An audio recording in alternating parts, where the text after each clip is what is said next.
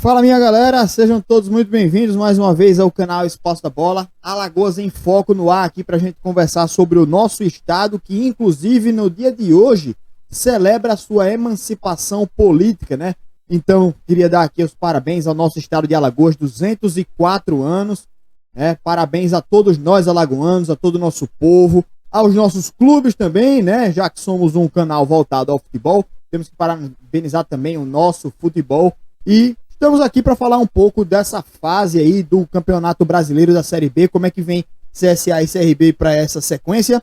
Temos algumas novidades e vamos falar sobre elas a partir de agora. Mas antes, se inscreve aqui no canal, não se esquece, viu? Se inscreve aqui no canal Espaço da Bola para dar uma forcinha pra gente também.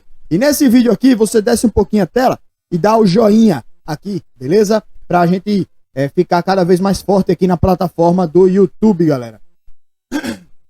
Começando a falar aí do nosso futebol, né? A gente teve no sábado passado agora o time do CRB jogando contra a equipe do Goiás. E apesar de ter perdido por 1-0, eu acho que o resultado, ele foi um resultado aceitável, né? Perder de 1-0 para o Goiás não é nada surreal, né? E além disso, o CRB também fez uma boa partida, teve um bom volume de jogo, né? Poderia ter tido um resultado melhor, mas não teve a força para poder bater de frente ali contra a equipe do Goiás em relação a resultado. Mas pelo que o time trabalhou em campo, eu achei que fez até uma boa partida, né? Teve um bom volume de jogo. O problema mesmo foi a bola que não entrou, né? As chances de gol do time. E é o seguinte, velho, esse resultado ele foi ruim porque o CRB, além de perder a posição para o próprio Goiás, perdeu a posição para o Botafogo, que venceu a sua partida na rodada e ultrapassou a equipe do CRB também. Então desce para a quarta colocação. Apesar disso, o CRB ainda está 3 pontos à frente das equipes que estão fora ali do G4, né? E joga aí por um empate para manter pelo menos a sua posição nessa próxima rodada, certo? Então, assim, o resultado ele não foi bom porque perdeu pontos na tabela, mas não é desastroso também. Eu até falava que um empate seria um bom resultado, porque ao mesmo tempo que você se mantinha à frente do Goiás, o CRB tiraria pontos, né, de um rival direto, mas aí o Goiás acabou vencendo e pontuou, né, os 3 pontos aí. Então o resultado eu acho que ele foi muito ruim, né, mas assim, não é nada surreal. E o desempenho da equipe também não foi algo tenebroso, né.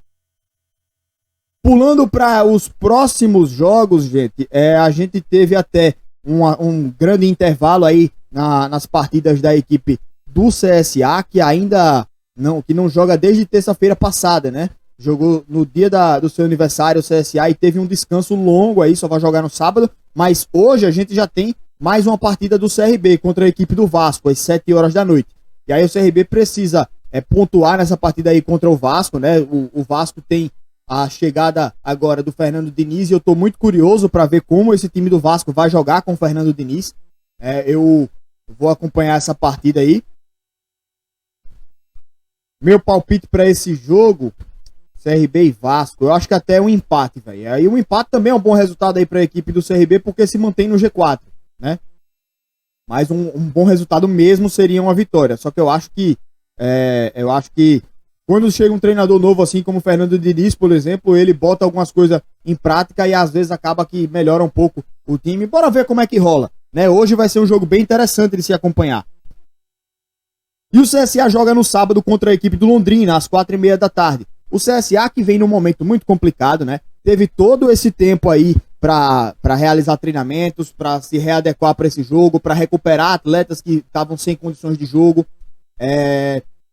Para contratar também teve tempo, apesar de só ter apresentado o Didira, que está de volta aí na equipe do CSA. E a minha sincera opinião sobre o Didira é que ele já chega agora no CSA num momento técnico da carreira dele que não é o mesmo daquele que ele estava aqui no CSA. E se a gente for olhar para um tempo atrás, o Didira foi banco do CSA em todas as temporadas que jogou, menos 2018.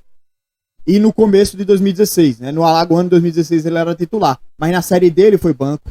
Durante 2017 ele era banco. 2018 ele foi titular e foi o principal jogador assim da temporada, né, geral do CSA, o mais regular, artilheiro e tal. Então foi o melhor ano dele aqui no CSA. E 2019 ele foi banco também, né, a temporada inteira.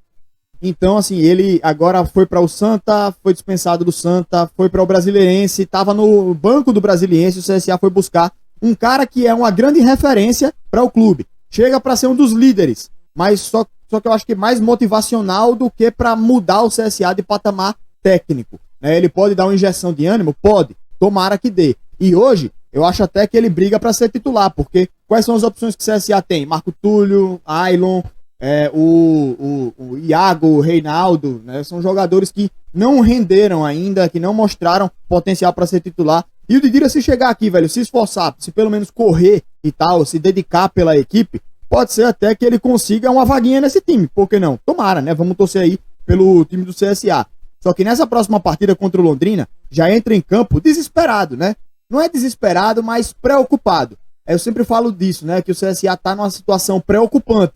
Não é desesperadora ainda, mas tá perto de chegar a ser. E agora pega o Londrina, que o Londrina tá na zona de rebaixamento, mas o CSA já tá se aproximando da zona também, né? Tá numa fase que já tá aí a 6 pontos da zona de rebaixamento, então tem que abrir o olho o time do CSA. Esse jogo é importantíssimo. Mesmo fora de casa, o CSA precisa correr atrás do resultado. E eu não quero...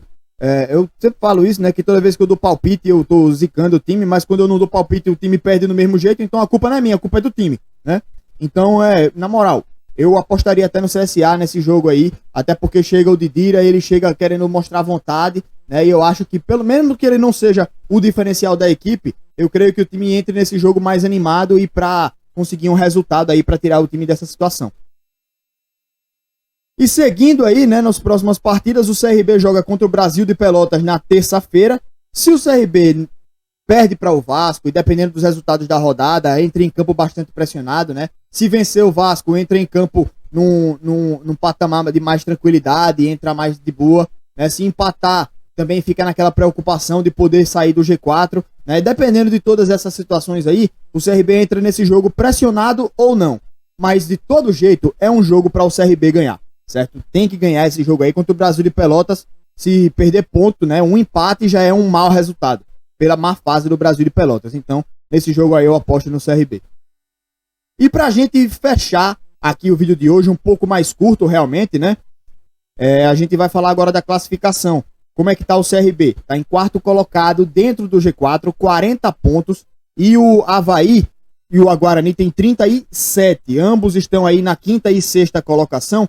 E vamos dar uma olhada aqui nos critérios de desempate. Por quê? Dependendo das combinações de resultado, o CRB pode ser ultrapassado por essas duas equipes. Se o CRB perder o jogo contra o Vasco, o Avaí ganhando do Remo, passa o CRB. Porque empata no número de vitórias, empata no número de pontos, e aí fica com um saldo de gols maior que o CRB. Mesma coisa o Guarani. Porque apesar de o CRB estar com 7 no saldo e o Guarani 7 também, se o CRB perder, significa que fica com pelo menos 6. E o Guarani vencendo fica com pelo menos 8. E o Guarani joga o clássico contra a Ponte Preta amanhã, às 9h30 da noite, né? Então, ambos, Avaí e Guarani, têm a chance de passar o CRB. Mas para isso acontecer, o CRB precisa perder essa partida contra a equipe do Vasco. E o CSA, 29 pontos ali na 12ª colocação. Eu sempre gosto de fazer essa comparação, né? Com o G4 e com o Z4. Para o G4, o CSA está a 11 pontos. É quase o dobro da distância do Z4. Quem está no G4 é o CRB com 40. O CSA está com 29, então são 11 pontos de diferença. E quem está no Z4 é o Vitória com 23. São 6 pontos de diferença. Então o CSA está muito mais próximo do Z4. E como eu falei, é uma situação preocupante, alarmante. Não chega a ser desesperadora ainda, porque o CSA vem numa fase ruim, né? Mas o time nos últimos jogos, na minha opinião, deu alguns indícios de melhoria aí. E eu acho que vai seguir pontuando aí o suficiente para se manter pelo menos nessa distância aí. Em algum momento se aproxima um pouco mais, em algum momento se afasta um pouco mais, mas perdão, pelo que o CSA tem apresentado de futebol, eu não acho que seja um time nem para cair para Série C, nem para brigar para subir para Série A. Não coloco nem para brigar, né? Porque subir é uma coisa, brigar para subir é outra. Terminar em quinto, sexto é brigar para subir. Subir é outra coisa, é você estar lá no G4 sempre, né? Como tá, por exemplo, o próprio CRB, né? Então, não vai ser um time que vai estar nessa briga de cima não aí, a equipe do CSA, né? Mas é isso, galera. Agradeço aí a presença de vocês aqui no canal em plena emancipação política de Alagoas. Muito obrigado, valeu e até a próxima. Amanhã tem mais vídeo, amanhã tem live, viu? 9 da manhã. Um abraço, galera. Valeu, até a próxima.